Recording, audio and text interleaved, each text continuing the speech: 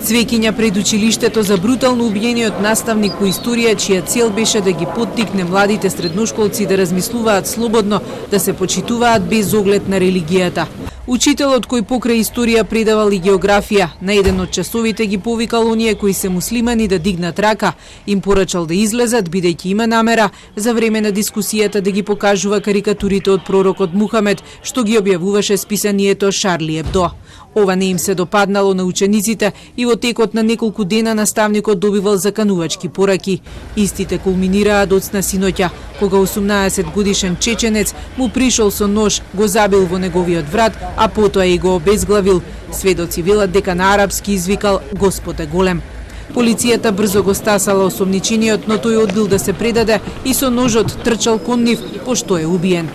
За Макрон, убиството е исламистички терористички напад врз просветител кој се обидувал децата да ги научи на слобода на говор. A été assassiné aujourd'hui parce qu'il enseignait, parce qu'il apprenait à des élèves la liberté d'expression, la liberté de croire et de ne pas croire.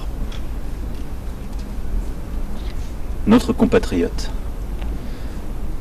a été lâchement attaqué, a été la victime d'un attentat terroriste, islamiste, caractérisé. Нападнати се вредностите на републиката, рече Макрон, и порача дека терористите нема да победат, а битката против нив ќе продолжи со единство. Et à leur côté, magistrats, élus, enseignants, tous et toutes, nous ferons bloc. Ils ne passeront pas. L'obscurantisme et la violence qui l'accompagne ne gagneront pas. Ils ne nous diviseront pas.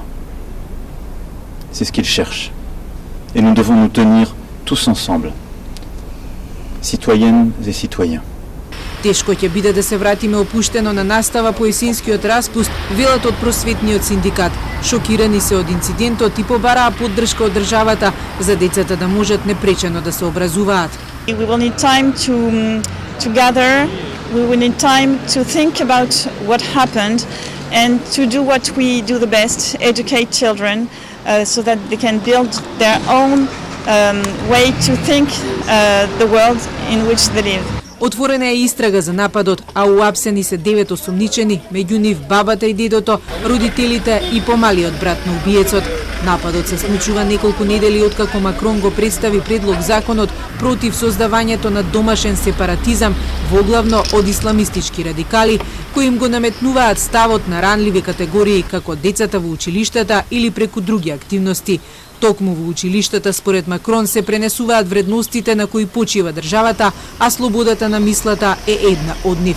Франција додели азил на голем број чеченци и со текот на годините тие создадоа голема заедница низ целата држава и нивната вмешаност во неколку терористички напади не е мала.